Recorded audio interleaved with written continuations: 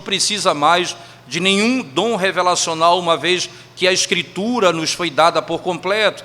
Então o Espírito Santo fala à igreja através da palavra de Deus. Então não podemos separar a palavra do Espírito Santo da palavra. Agora elas estão intimamente linkados. Então, quando nós pensamos que os dons espetaculares cessaram e que não há mais nova revelação, então nós muitas vezes deixamos um espaço tão importante na nossa teologia esquecido, que é a necessidade da igreja ser cheia do Espírito Santo, que é a plenitude do Espírito Santo. Isso não tem nada a ver com segundo batismo, isso não tem nada a ver com dons revelacionais, isso tem a ver com parecer mais com Cristo. Tem a ver com ser transformado à imagem e semelhança do nosso Senhor Jesus Cristo. Quanto mais cheios do Espírito Santo, essas verdades se revelam com muito mais clareza diante dos nossos olhos. O apóstolo Paulo adentra esse tema, irmãos, fazendo um contraste muito importante. No verso 18 ele diz assim: e não vos embriagueis com vinho, no qual há dissolução, mas enchei-vos do Espírito. Não vos embriagueis com vinho. Deixa só eu tratar um pouco da questão da estrutura da língua aqui, para os irmãos entenderem o que Paulo está fazendo aqui, que é muito importante. Eu preciso muito da atenção dos irmãos nesse momento. Veja, o que nós temos aqui no texto, claramente, são dois verbos principais. Que, primeiro verbo, que é embriagar, não vos embriagueis, mas enchei-vos. Então eu tenho aqui dois verbos. O que vai reger toda a estrutura na sequência é o verbo encher, isto é, enchei-vos do Espírito Santo. E depois eu tenho na sequência, irmãos, uma sequência de particípios. O grande ponto é particípio, e na língua grega e na língua hebraica, na nossa língua portuguesa a gente chama gerúndio, não é, e particípio, mas na língua grega e tanto no hebraico se utiliza essa nomenclatura, que é particípio presente e particípio passado, certo? Então, aquela expressão falando é o particípio presente e o falado é o particípio passado. É assim que se fala estruturalmente na língua. E o que é que acontece com esses particípios? Deixa eu rapidamente e já entro na teologia do texto para não me tornar cansativo com os irmãos. É que há uma importante análise aqui no texto. É que o particípio, ele ocorre no tempo do verbo principal. Então, eu posso dizer assim, veja, eu vou dar alguns exemplos práticos para os irmãos. Eu vou pegar a palavra, o verbo falar, colocando aí, não é, tá certo, no particípio presente, falando. Então eu pego e digo assim: eu ando no parque falando. Perceba, quando eu estou falando, quando eu estou andando. Então, eu ando no parque falando. Se eu disser assim, eu andei no parque falando, veja, não mudou nada o falando, mas o tempo dele depende do passado. Quando que esse falando ocorreu? No passado. Eu andei. Se eu disser, eu andarei no parque falando, o falando vai ocorrer no tempo futuro. Então, não importa onde ele aparecer, o verbo principal determina o tempo dele. Ok? Então, preste bem atenção nesse detalhe aqui do texto. Ele diz assim: enchei-vos do Espírito Santo. E logo na sequência, ele concede vários particípios. Então, o que vai acontecer é, eu sou cheio do Espírito para que, nos versos 19, falando entre vós com salmos, entoando e louvando de coração ao Senhor com hinos e cantos espirituais, dando sempre graças a Deus por tudo, sujeitando-vos. Você percebe? Tudo isso ocorre quando? Ocorre, eu sou cheio do Espírito para fazer isso, ou eu faço isso para ser cheio do Espírito? Não. ocorre simultaneamente. Quando eu estou sendo cheio do Espírito, eu pratico essas coisas. Quando eu pratico essas coisas, eu estou sendo cheio do Espírito. Não significa que eu vou fazer uma coisa lá atrás para fazer outra lá na frente. Não, é simultaneamente. Certo? Terminada essa parte chata, não é? Que era importante até para vocês compreenderem exatamente o que Paulo está fazendo aqui no texto. Vamos agora perceber o que Paulo vai nos instruir acerca dessa plenitude do Espírito Santo. Um detalhe importante, irmãos, é a comparação.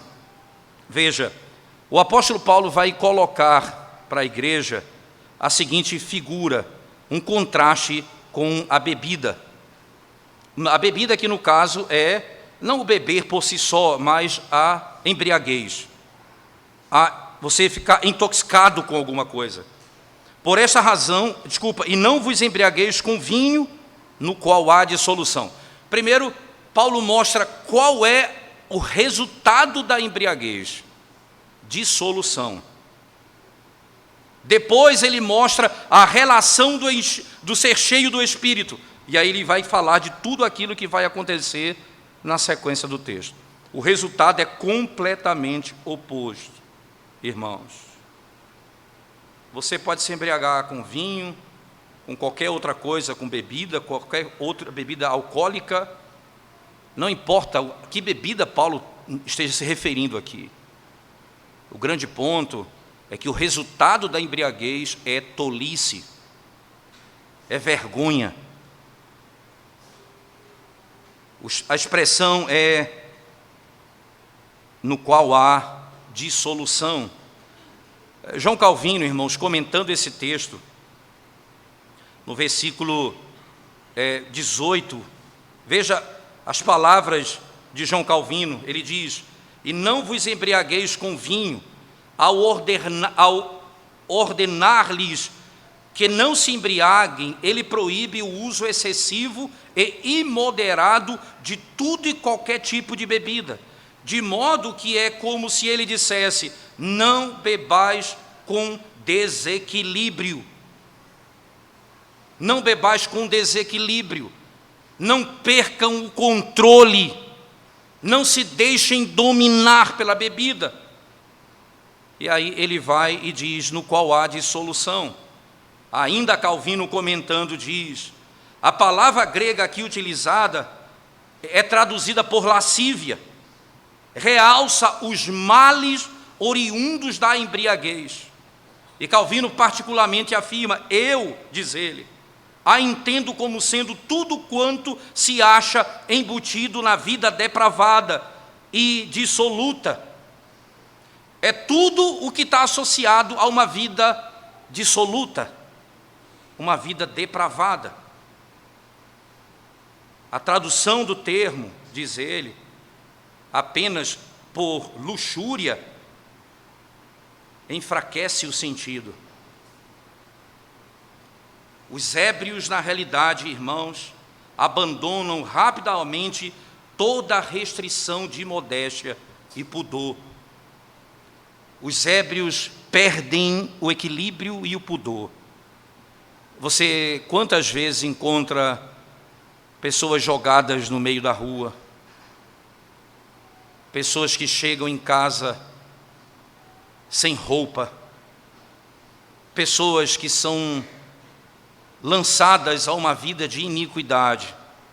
Eles são dominados pela bebida, e toda sorte de modéstia é arrancado dali. Onde reina, irmãos, o vício, segue naturalmente que todo gênero de desregramento e consequência se manifestam. É lá que você encontra linguagem obscena, prostituição, coisas desse tipo, exatamente na falta de equilíbrio.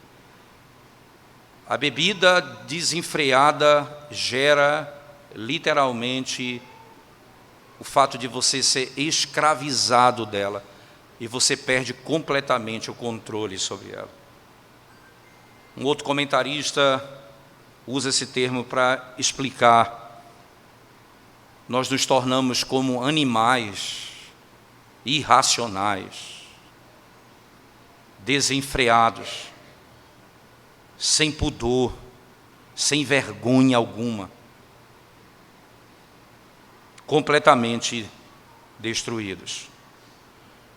Paulo disse: não vos embriagueis com vinho, porque nisso há dissolução, nisso há divisão, nisso há falta de modéstia, nisso há falta de equilíbrio. Mas enchei-vos do Espírito Santo. Enchei-vos do Espírito Santo. O apóstolo, mais uma vez, irmãos, nos ajuda a entender aqui alguns aspectos dessa plenitude do Espírito. Enchei-vos do Espírito Santo. E qual é o resultado da plenitude do Espírito Santo, irmãos? Obediência, fé, sabedoria e alegria. O resultado é completamente oposto. Primeiro, lembre-se, eu estou diante de um imperativo.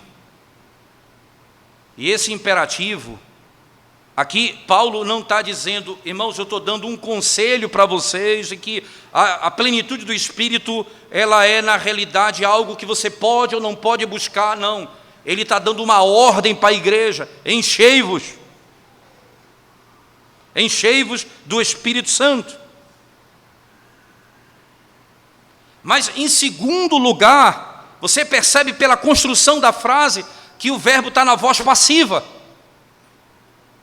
E até uma imagem interessante, né? Sede cheios do Espírito. Não é algo em que simplesmente é algo que você vai realizar, mas é o Senhor que derrama sobre você quando você vai buscando o Senhor. Essa é uma lógica. E terceiro, o verbo está no plural. Não é para a casta da igreja, não é para a liderança da igreja, é para todo crente. Enchei-vos do Espírito Santo. Essa não é uma ordem dada para os presbíteros da igreja simplesmente, mas é para o pai de família, é para a mãe, é para o filho, é para o trabalhador, é para o patrão.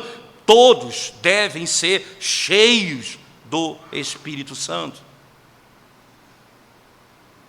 Essa plenitude do Espírito, como o texto aqui implica, irmãos, aponta ainda para o fato de que eu preciso diariamente beber profundamente de Cristo através da fé na palavra de Cristo.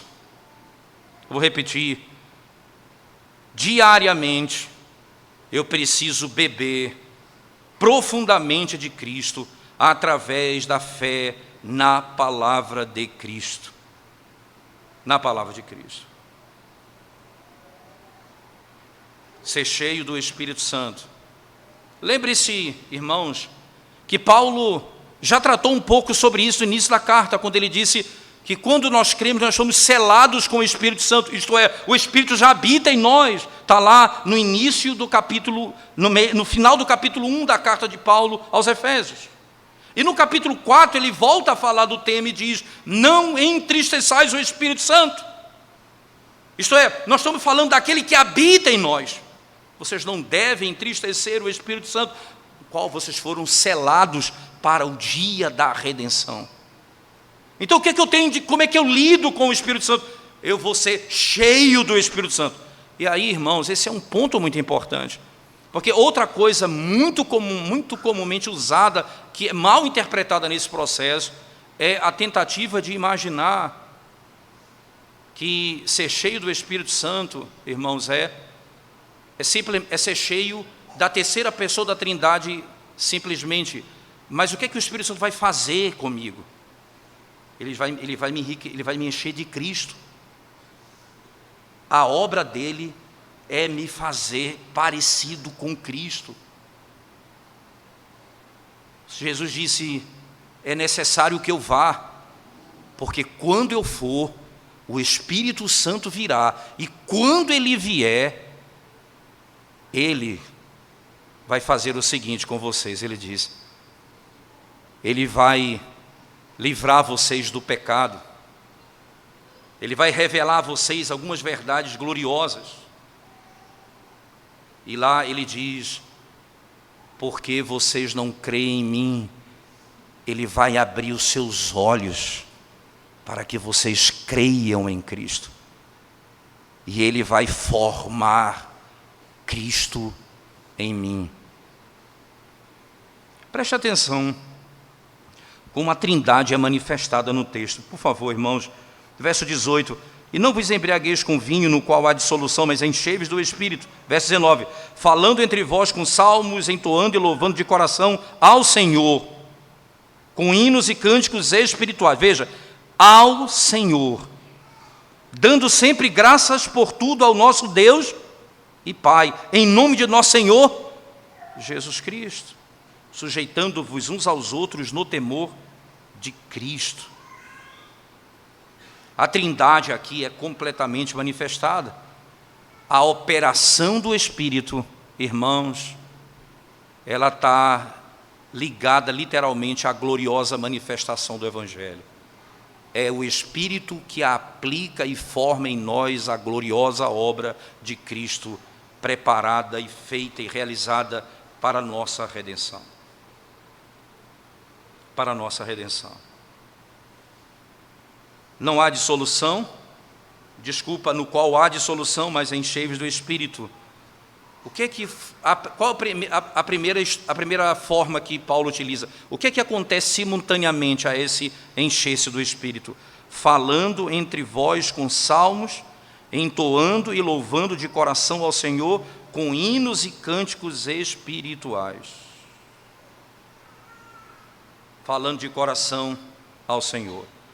Aqui, irmãos, é um texto que tem muita dificuldade de interpretação, porque essas três expressões, salmos, não é, entoando entre vós com salmos, entoando e louvando de coração ao Senhor, com hinos e cânticos espirituais. Então eu tenho salmos, hinos e cânticos espirituais. Muitas pessoas imaginam que Paulo estava pensando aqui nos corinhos da atualidade, que a igreja deve cantar. Então eu fico realmente com dificuldade de imaginar que Paulo estava escrevendo para falar dos corinhos que nós cantamos hoje. Essa linguagem não é fácil de interpretar, mas alguns estudiosos defendem que esses três termos se refiram diretamente ao termo salmos. Eles defendem que boa parte das vezes que aparece, a Septuaginta, quando traduz os títulos dos salmos, ela traduz com esses termos aqui. Então eles acreditam que é a isso que eles estão se referindo. Agora, deixa eu mostrar para vocês a importância, irmãos, porque João Calvino comenta também esse texto, e eu preciso me amparar aqui nos ombros dele, para que vocês compreendam exatamente o caminho que ele vai traçar nesse texto. Ele diz, ora, esses são frutos verdadeiramente agradáveis e deleitosos, que é aquilo que é produzido por alguém que está sendo cheio do Espírito Santo. O Espírito significa alegria no Espírito Santo, e a exortação, ele diz, enchei-vos, é uma alusão a beber profusamente, com o qual o encher é indiretamente contrastado. Falar a vós mesmos equivale a entre vós. Paulo não está dizendo falar a si mesmo, mas falar entre vocês. Ele está fazendo uma referência ao culto, à adoração. Irmãos, nós somos cheios do Espírito quando, como congregação, nós cantamos ao Senhor. E ele ainda continua. Porquanto ele não ordena que cada um, por sua vez, cantasse intimamente, mas quando acrescenta, cantando em vosso coração, é como se dissesse, cantando de todo o coração. E não somente na língua, como fazem os hipócritas, mas de todo o coração. Então, nós vamos cantar salmos, hinos e cânticos espirituais de todo o nosso coração. É assim que nós revelamos a plenitude do Espírito Santo e que também nós somos cheios do Espírito Santo. Ele ainda acrescenta, irmãos, mas sobre isso, sobre esse assunto, a divisão desses termos, ele diz, não é fácil entender literalmente o significado de cada uma dessas expressões. O significado de cada uma dessas expressões. Aí ele volta para o texto, e aí eu queria que você de novo abrisse comigo agora, sem desmarcar Efésios, o texto de Colossenses, que é um texto correlato, podemos chamar assim. Colossenses capítulo 3, por favor. Colossenses capítulo 3, diz assim, verso 14 em diante. Deixa eu pegar, verso 13 em diante. Colossenses 3, 13 em diante. Suportai-vos uns aos outros, perdoai-vos mutuamente, caso alguém tenha motivo de queixa contra outrem. Assim como o Senhor vos perdoou, assim também perdoai-vos. Acima de tudo isto, porém, esteja o amor, que é o vínculo da perfeição. Seja a paz de Cristo árbitro em vosso coração, a qual também fostes chamados em um só corpo, e sede agradecidos. Habite ricamente em vós a palavra de Cristo. Instruí-vos, aconselhai-vos mutuamente em toda a sabedoria, louvando a Deus com salmos, hinos e cânticos espirituais, com gratidão em vosso coração. Então, a expressão de coração não é o cântico espiritual em que a pessoa fica intimamente falando. O que Paulo está citando, esse texto correlato em Colossenses, ele fala cantando com gratidão de coração. E o que Calvino interpreta, o que Paulo está dizendo em Efésios é cantando de todo o coração. Não é um canto íntimo, pessoal, porque o cântico aqui é congregacional, é entre vós. Eu já participei uma vez de uma conferência onde o ministro de louvor, que esse termo não é bíblico, nem existe em canto nenhum, mas se diz muito hoje essa expressão, ministro de louvor. Então, esse irmão, ele parou a ministração, né, que eles chamam assim, ministração, e disse, agora nós vamos parar um pouco, e cada um vai começar a cantar de coração, produzindo letras para si. E foi um negócio medonho. Cada um começava a produzir um som diferente. Isso era um congresso, irmãos, que não era um congresso sério, eu diria. Mas o ministro do louvor resolveu fazer isso. Era como ele estava aplicando esse texto de Efésios.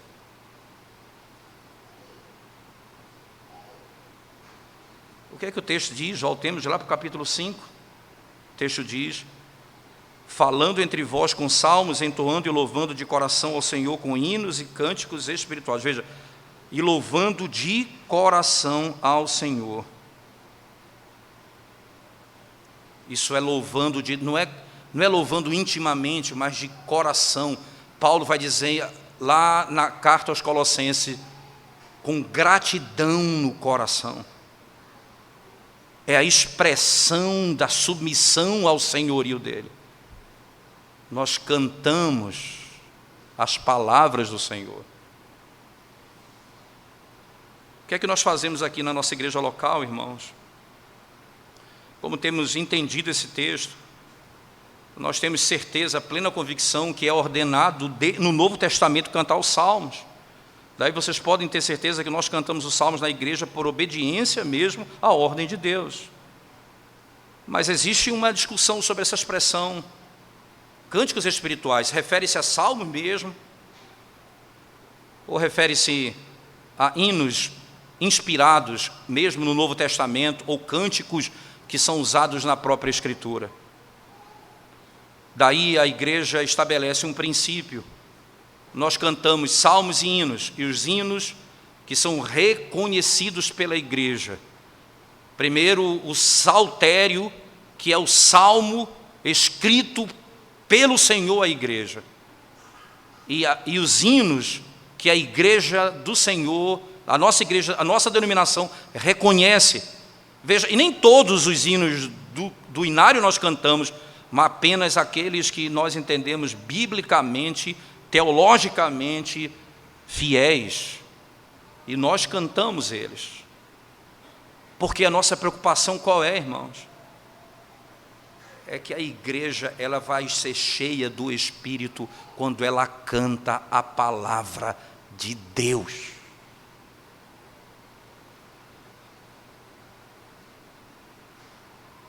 Enchei-vos do Espírito com salmos, hinos e cânticos espirituais, cantando entre vós.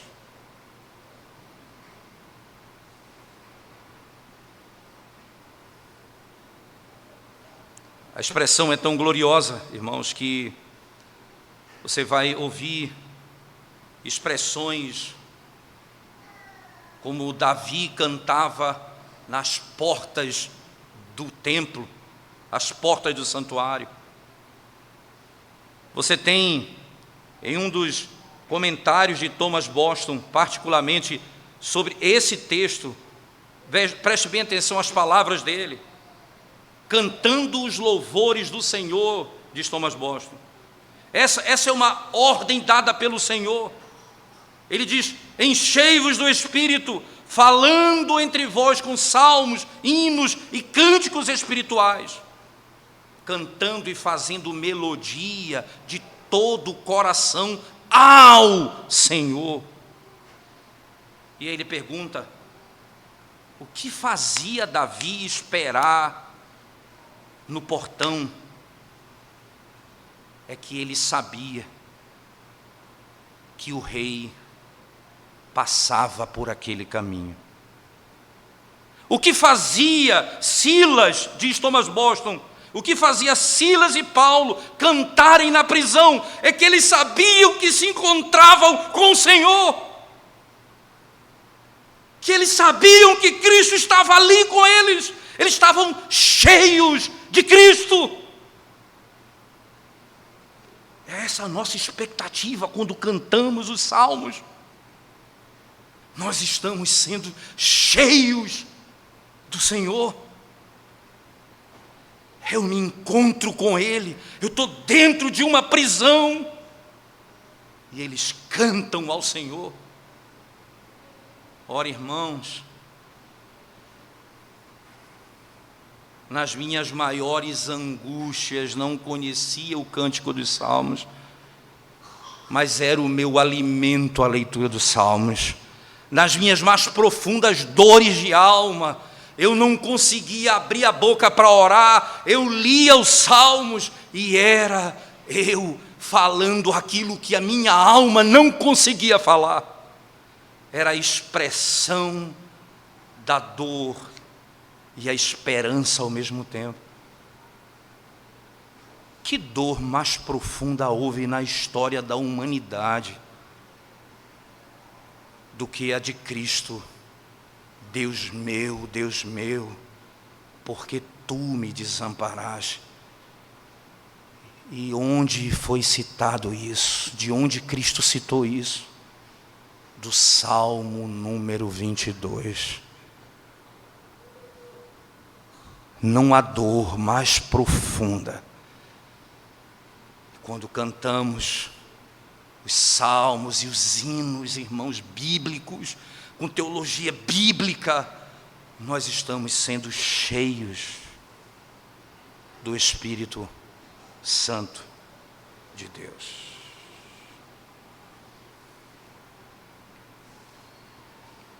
Se não fizermos assim,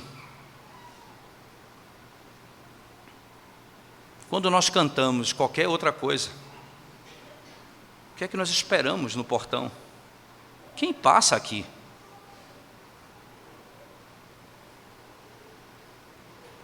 É por isso que é preciso fabricar a expectativa da plenitude, com gritos, não com a verdade do que se canta de coração e com gratidão ao Senhor.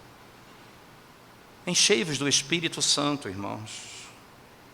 falando entre vós com salmos, entoando e louvando de coração ao Senhor, com hinos e cânticos espirituais. Segundo, dando sempre graças ao Senhor. Dando sempre graças ao Senhor. Graças por tudo a nosso Deus e Pai, em nome de nosso Senhor Jesus Cristo.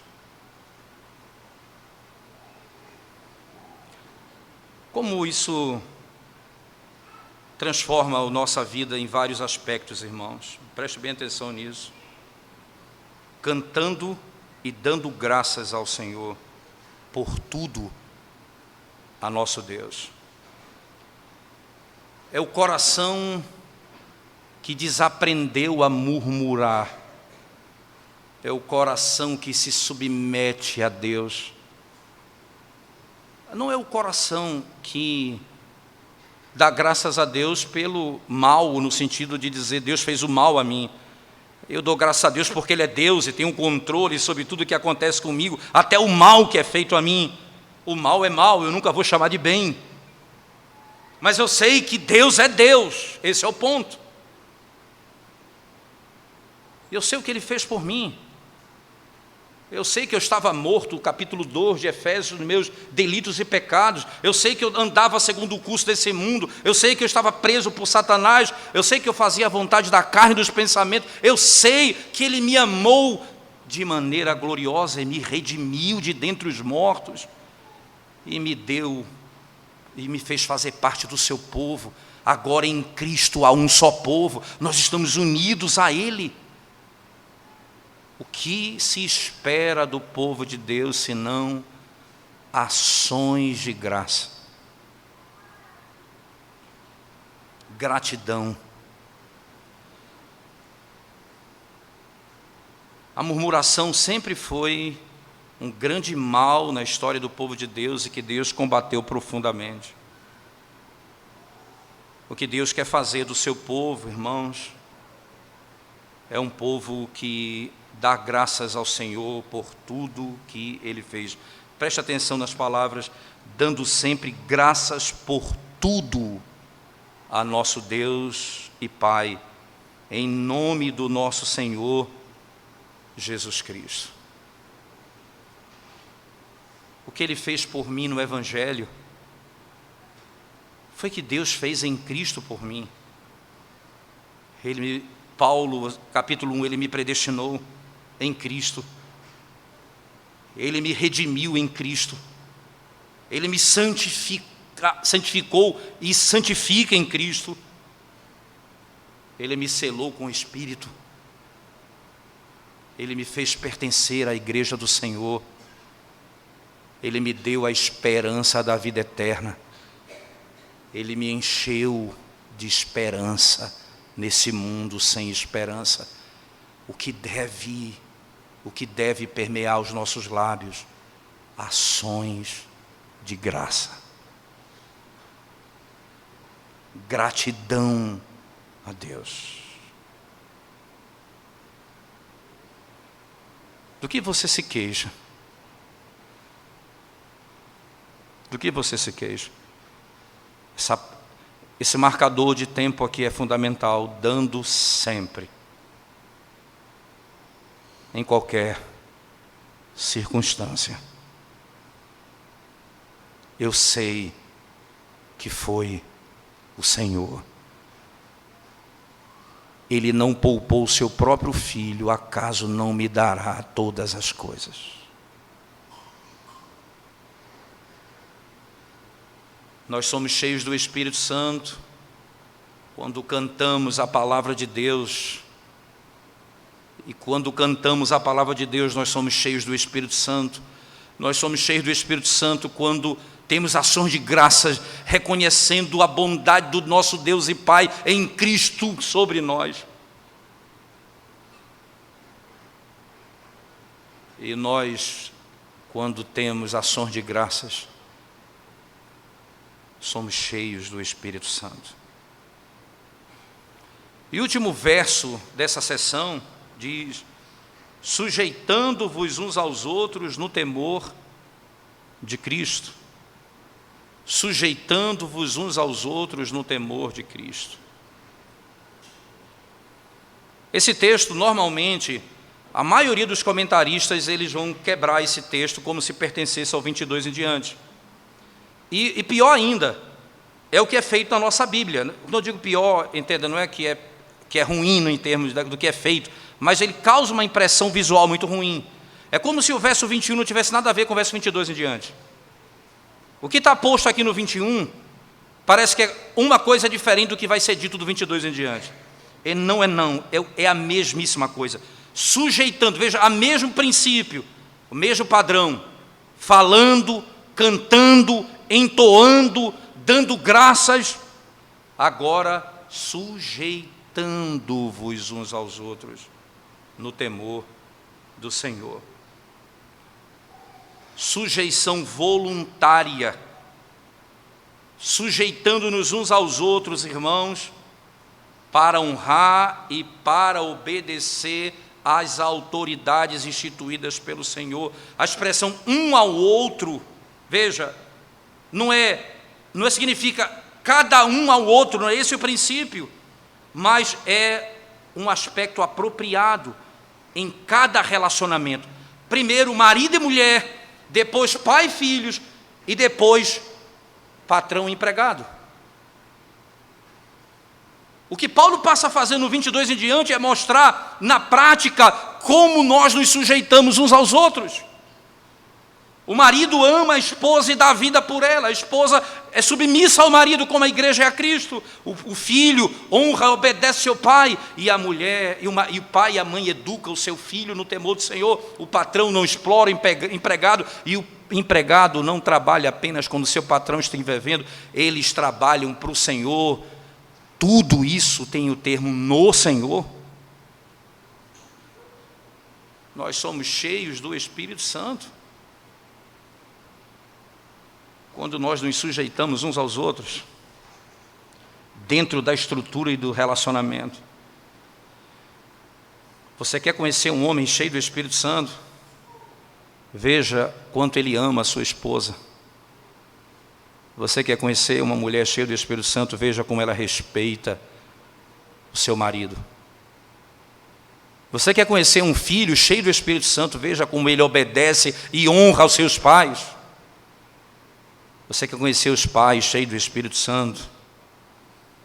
Veja como eles disciplinam e educam os seus filhos no temor do Senhor. Você quer conhecer o empregado cheio do Espírito Santo? Veja para quem ele trabalha. Você quer conhecer um patrão cheio do Espírito Santo? Veja como ele reconhece o senhorio de Cristo no trato com seus servos.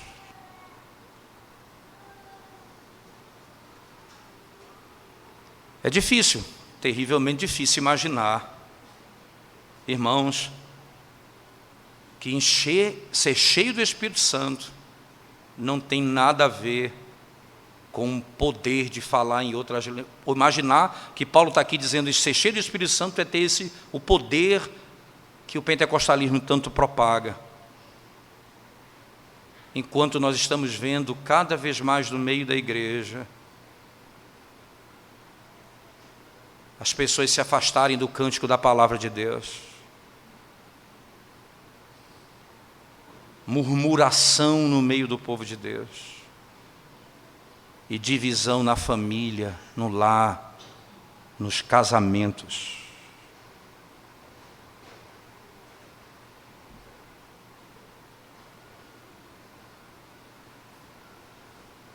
O Espírito Santo de Deus restaura a igreja, a ordem que Deus estabeleceu na criação.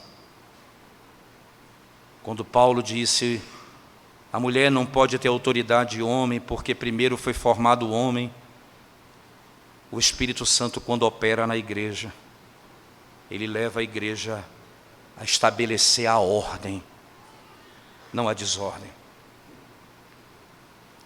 Que igreja pode ser cheia do Espírito Santo quando o feminismo impera dentro da igreja? Quando as mulheres passam a ter e requerer autoridade sobre seus maridos, ou autoridade de homem. Que autoridade e que poder tem a igreja cuja liderança é feminina e tem pastoras, bispas e coisas afins? Que autoridade tem a realidade que nós vivemos hoje? E se dizem cheio do Espírito. E na realidade, irmãos, é para voltarmos à ordem da criação. O Espírito nos salva e redime e nos traz de volta aos projetos de Deus na criação. Os homens e Satanás tentam perverter os caminhos. A igreja sempre vai ser um problema para a agenda progressista dos nosso tempo. A igreja sempre vai ser um problema para o mundo, porque nós não vamos abrir mão disso, porque isso é a nossa vida. Não é porque nós queremos simplesmente, é porque isso é a ordem do nosso Deus, e esse é o nosso Senhor, esse é o cabeça da igreja, é o que deu a vida por nós, é o marido nosso, que morreu por nós, e Ele requer isso de nós.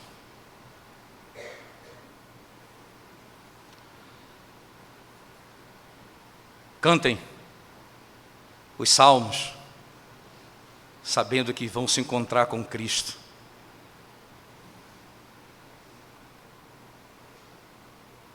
Tenham gratidão nos lábios, sabendo o que Deus em Cristo fez por você.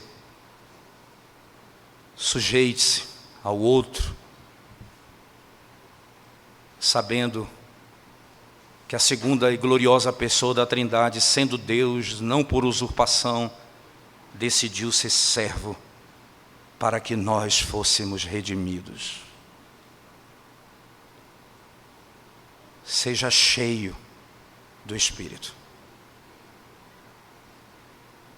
Porque Cristo cantava os salmos e canta no nosso meio, quando cantamos como igreja.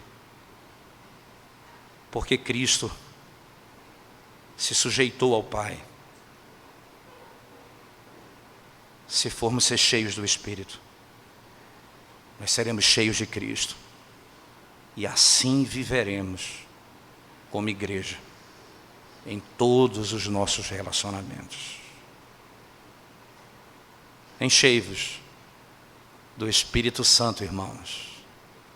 Não vos embriagueis com vinho, porque de lá só vem a dissolução.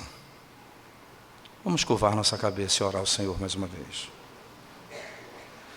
Graças nós te damos, bendito Deus, pelo glorioso privilégio, Senhor, podermos, compreendendo o louvor ao teu nome, a tua palavra, os teus ensinos, Senhor, nós queremos nos submeter, nos sujeitar a essas verdades de coração. Quebra a nossa arrogância, ó Deus, quebra a nossa vaidade, quebra, Senhor Deus, a maldade do nosso íntimo que insiste em ficar de pé, ó Deus, que possamos colocar o nosso rosto no pó e suplicar ao Senhor. Enche-nos, Senhor,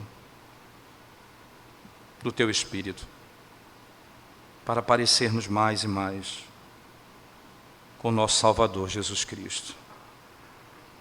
No nome dele nós oramos. Amém.